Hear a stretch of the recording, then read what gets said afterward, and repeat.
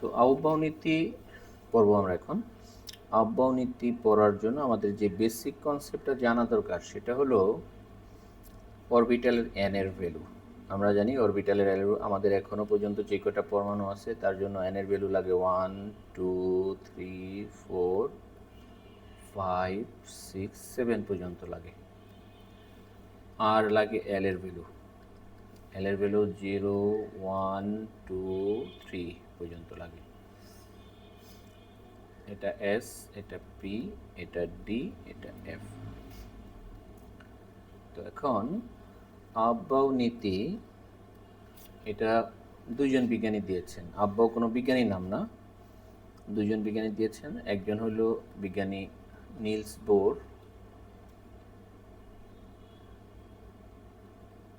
আর একজন হলো বিজ্ঞানী পাউলি। ওই যে আগে যে পলি বললাম, বিজ্ঞানী পলি বা পাউলি, এই দুইজন বিজ্ঞানী আহ্বাও নীতি দিয়েছেন। আর আহ্বাও এই শব্দটা হলো AUF BAU, এটা জার্মান শব্দ।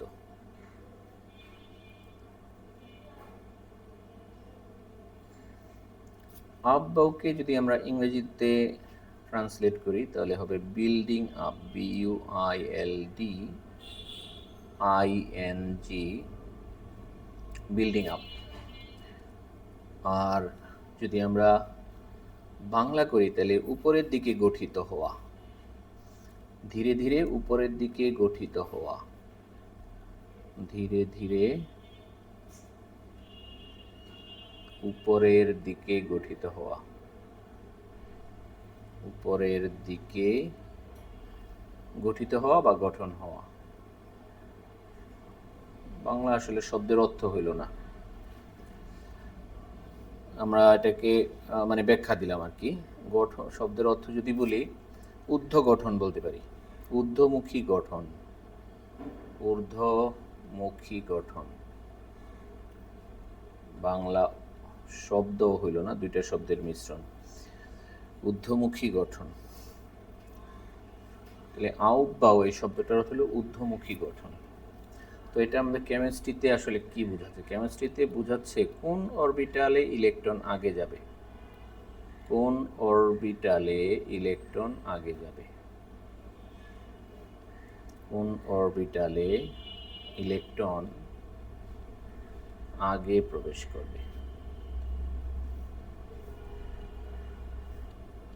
করবে তা এই নীতি হতে আমরা বুঝতে পারি।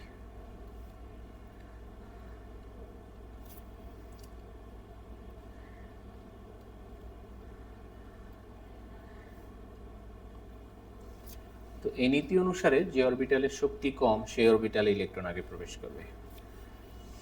এই নীতি অনুসারে যে অরবিটালের শক্তি যত কম সেই অরবিটালে ইলেকট্রন আগে প্রবেশ করবে। যে অরবিটালের শক্তি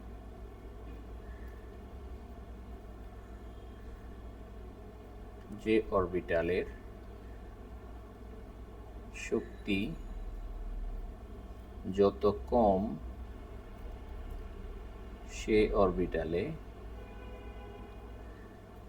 সে অরবিটালে ইলেকট্রন আগে প্রবেশ করবে।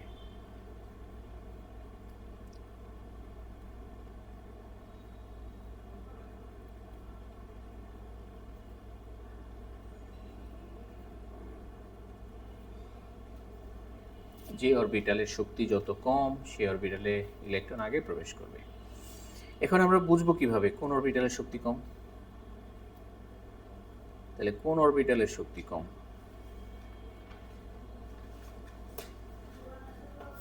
কোন অরবিটালের শক্তি কম, এটা বুঝার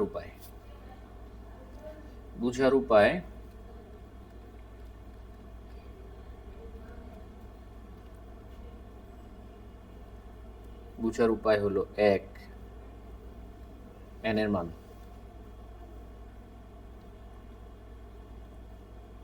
যার কম তার শক্তি কম, n এর মান যার ছোট তার শক্তি কম।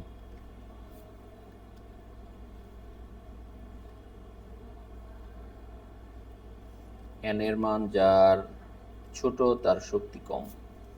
নাম্বার 2, n প্লাস l এর মান যার কম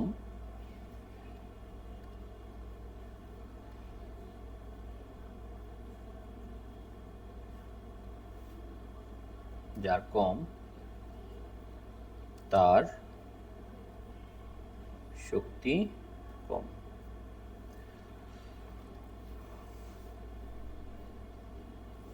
n এর মান কম হলে তার শক্তি কম, n প্লাস l এর মান কম হলেও তার শক্তি কম। তার মানে হলো যে অরবিটালের n ছোট এবং n প্লাস l ছোট সেই অরবিটালে ইলেকট্রন আগে যাবে। ঠিক আছে, তাহলে আমরা এখান থেকে ব্যাপারটা এভাবে লিখতে পারি, যে অরবিটালের n এর মান ছোট এবং n প্লাস l এর মান ছোট, যে অরবিটালের n এর মান ছোট সেই অরবিটালে ইলেকট্রন আগে প্রবেশ করবে।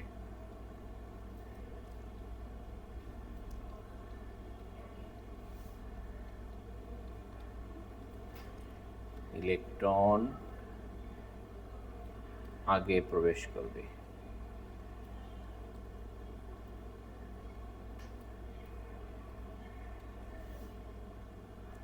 যেমন আমরা যদি উদাহরণ দিই 1s 2s 3s, কোন অরবিটালে আগে যাবে? এখানে n এর মান 1, এখানে n এর মান 2, এখানে n এর মান 3, তাহলে শক্তি বেশি কার? 3s এর শক্তি বেশি। তাহলে ইলেকট্রন আগে প্রবেশ করবে কোথায়? 1s, তারপর কোথায়? 2s, তারপর কোথায়? 3s। তাহলে ইলেকট্রন আগে প্রবেশ করবে 1s এ।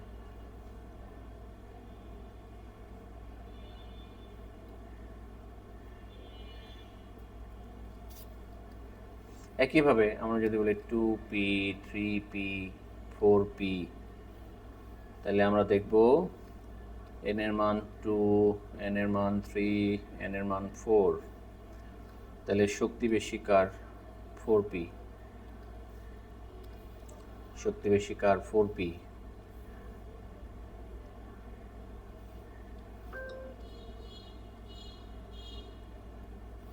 ইলেকট্রন আগে কোথায় প্রবেশ করবে? 2p তে, দেন 3p তে, দেন 4p তে। ইলেকট্রন আগে প্রবেশ করবে।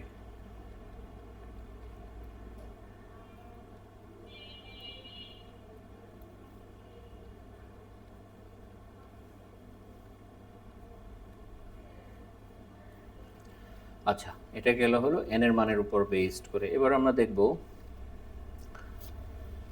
n প্লাস l এর মানের উপর বেসড করে। দেখি তো n প্লাস l এর মান। n প্লাস l এর মান যে অরবিটালের ছোট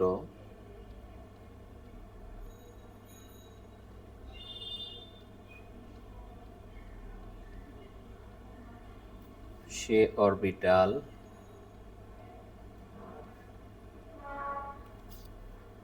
এ ইলেকট্রন আগে প্রবেশ করবে।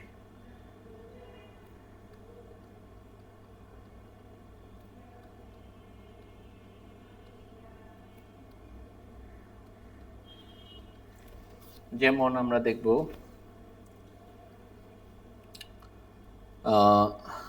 মনে করো 4s আর হইল 3d। আমরা যদি আগের নিয়ম অনুসারে দেখি তাহলে n এর মান 4, n এর মান 3, তাহলে কোথায় ইলেকট্রন আগে যাওয়ার কথা? n এর মান 4, n এর মান 3, আগের নিয়ম অনুসারে 3d তে ইলেকট্রন আগে যাওয়ার কথা, তাই না? আগের নিয়ম অনুসারে n ছোট না, n ছোট হলে সেখানে ইলেকট্রন যাওয়ার কথা না? n ছোট, তাহলে ইলেকট্রন আগে 3d তে যাওয়ার কথা।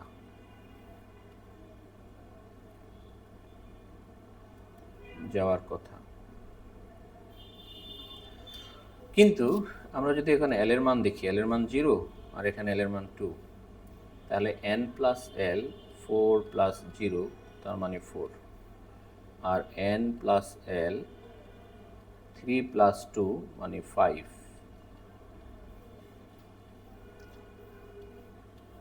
তাহলে 3D অরবিটালের শক্তি বেশি, 3D অরবিটালের শক্তি 4s থেকে বেশি,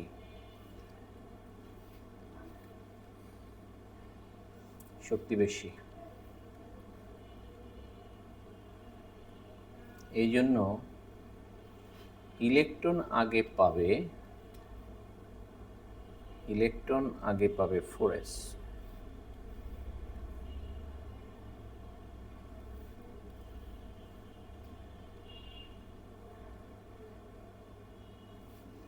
ইলেকট্রন আগে পাবে 4s, ঠিক আছে। এরকম আমাদের কয়েকটা উদাহরণ আছে, গুচ্ছ উদাহরণ। প্রথম গুচ্ছ উদাহরণ হলো এরকম, 3D 4s, এটার ব্যাখ্যা আমরা অলরেডি দিলাম। একইভাবে হতে পারে 4D 5s, একইভাবে উদাহরণ হতে পারে 5D 6s, ঠিক আছে। কোন অরবিটাল ইলেকট্রন আগে যাবে? তাহলে খেয়াল করো, এখানে দুইটা অরবিটাল 3D এর জন্য n প্লাস l এর মান হলো 5, আর 4s এর জন্য n প্লাস l এর মান হলো 4। তাহলে ইলেকট্রন আগে পাবে 4s ইলেকট্রন আগে পাবে।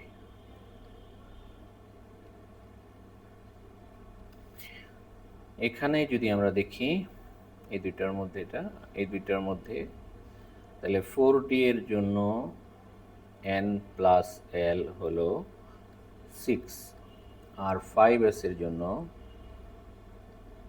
n প্লাস l হলো 5। তাহলে 5s ইলেকট্রন আগে পাবে।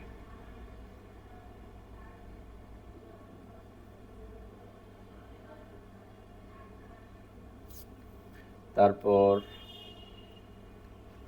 5D এর জন্য n প্লাস l হলো 7, আর 6s এর জন্য n প্লাস l হলো 6। তার মানে 6s ইলেকট্রন আগে পাবে।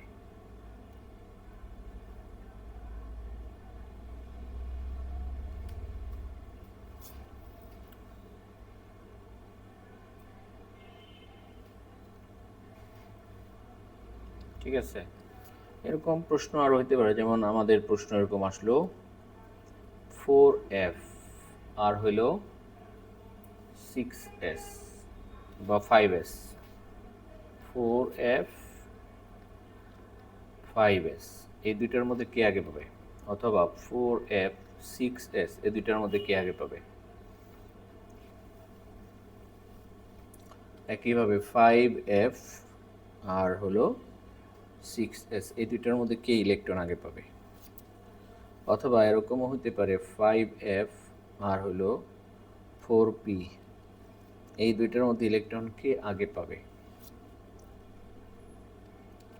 5f 5p, এই দুইটার মধ্যে ইলেকট্রন কে আগে পাবে?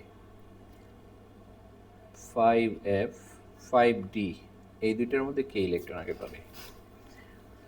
তাহলে এখানে 4f এর জন্য আমরা n প্লাস l এর মান বের করি 7, 5s এর জন্য n প্লাস l এর মান হলো 5।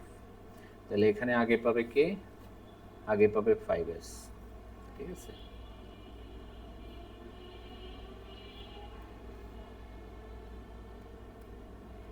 ইলেকট্রন আগে পাবে। এখানে দেখো 4f এর জন্য n প্লাস l হলো 7, 6s এর জন্য n প্লাস l হলো 6, কে আগে পাবে? 6s। এখানে 5f এর জন্য n প্লাস l হলো 7, না n প্লাস কত 8, তাই না? 3 আর 5 8। তাহলে 6s এর জন্য n প্লাস l হলো 6, তাহলে কে আগে পাবে? 6s। এখানে 5f n প্লাস l হলো 8, 4p n প্লাস l হলো 5, তাহলে কে আগে পাবে? 4p। এখানে 5f এর জন্য n প্লাস l হলো 8, 5p n প্লাস l হলো 6, তাহলে 5p আগে পাবে। এখানে 5f এর জন্য n প্লাস l হলো 8, 5d এর জন্য n প্লাস l হলো 7, তাহলে 5d আগে পাবে ইলেকট্রন।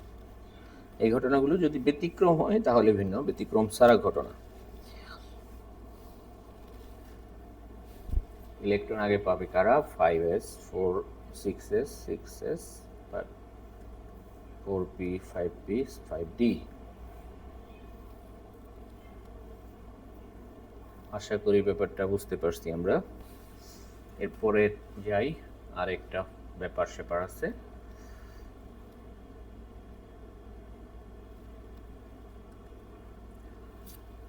যদি কখনো এরকম হয় যে দুইটা বা একাধিক অরবিটাল, একাধিক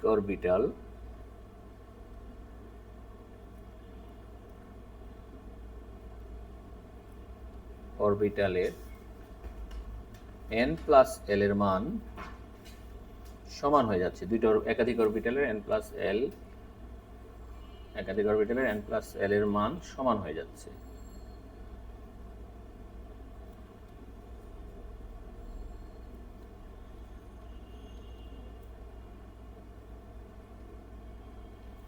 তখন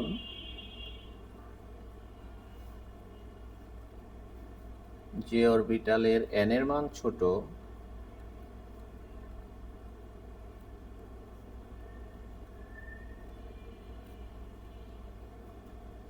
সেখানে ইলেকট্রন আগে যাবে।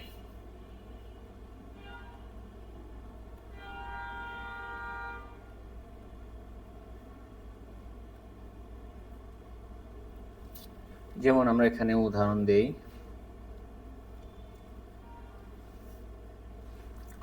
2p আর 3s, এই দুইটার মধ্যে 2p এবং 3s, তাহলে 2p দেখো n প্লাস l হলো 3, 3s n প্লাস l 3, তাহলে এখানে n হলো 2 আর এখানে n হলো 3, তাহলে ইলেকট্রন আগে কোথায় যাবে? 2p-তে।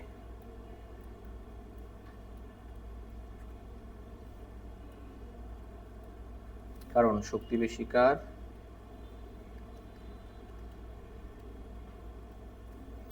শক্তি বেশি হলো 3s এর।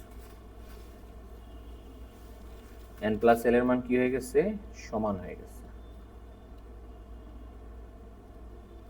ওকে, আরো উদাহরণ দিতে পারি আমরা এখানে, 3p 4s, তাহলে 3p n প্লাস l এর মান হলো 4, আর 4s এর n প্লাস l এর মান 4, বাট এর n এর মান 3, এর n এর মান 4, তাহলে শক্তি বেশি কার? শক্তি বেশি 4s এর। ইলেকট্রন আগে কোথায় যাবে? শক্তি বেশি 4s, ইলেকট্রন আগে যাবে 3p-তে। আমরা যদি এরকম আরো উদাহরণ দেখি, 3d, 4p,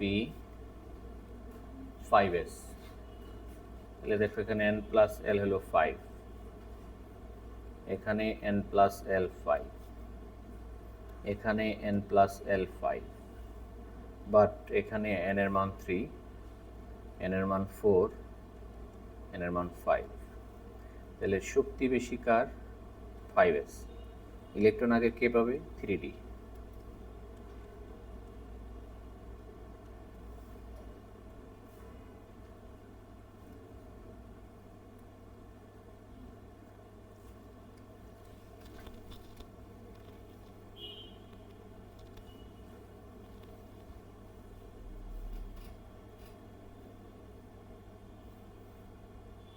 আচ্ছা, তারপরে যদি দেখি একইভাবে 4d,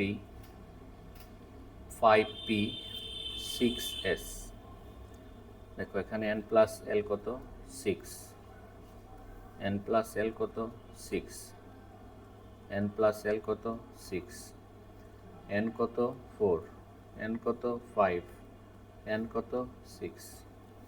তাহলে শক্তি বেশি কার? শক্তি বেশি 6s এর। ইলেকট্রন কোথায় আগে যাবে? 4d-তে।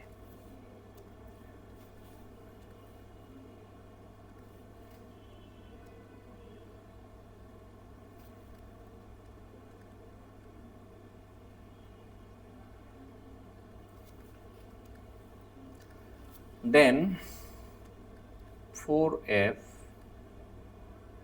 5d 6p 7s এই তিনটার ক্ষেত্রে কি হবে?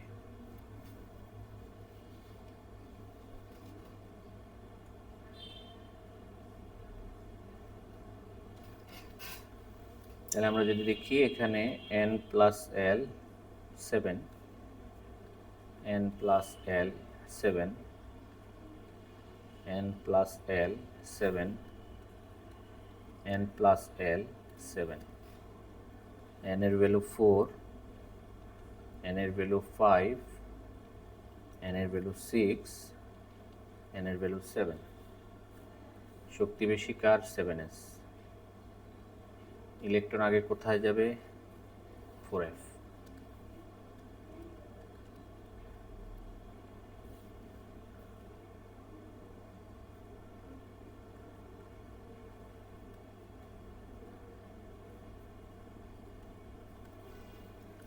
ঠিক আছে, ওকে। তাহলে আব্বাও নীতিতে আমরা বুঝলাম, আব্বাও নীতি অনুসারে যদি আমরা সবগুলো অরবিটালকে সিরিয়াল করি একসাথে, কোন অরবিটাল ইলেকট্রন আগে পাবে? তাহলে এরকম হবে।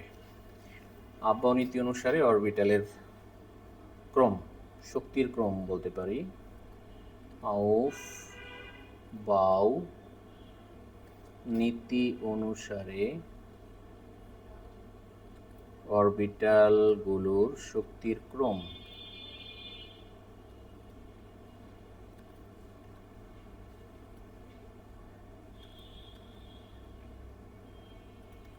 অরবিটালগুলোর শক্তির ক্রম 1s, 1s থেকে 2s এর শক্তি বেশি, 2s থেকে 2p, 2p থেকে 3s, 3s থেকে 3p, 3p থেকে 4s, 4s থেকে 3d, 3d থেকে 4p, তারপর 5s, তারপর 4d, তারপর 5p, তারপর 6s, তারপর 4f, 5d, 6p, 7s, তারপর 5f, 6d, 7p। এইভাবে অরবিটালগুলো প্রবেশ করবে। তাহলে শক্তি ধীরে ধীরে এদিকে বাড়তেছে।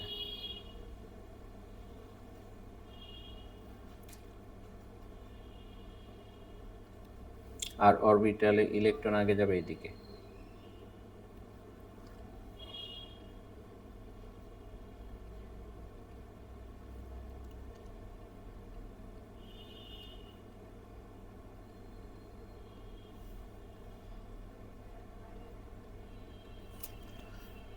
ওকে, তাহলে ব্যাপারটা ক্লিয়ার হয়ে গেল আশা করি। আব্বাও নীতি ক্লিয়ার এবং ইলেকট্রন বিন্যাস আমরা পারবো আশা করি।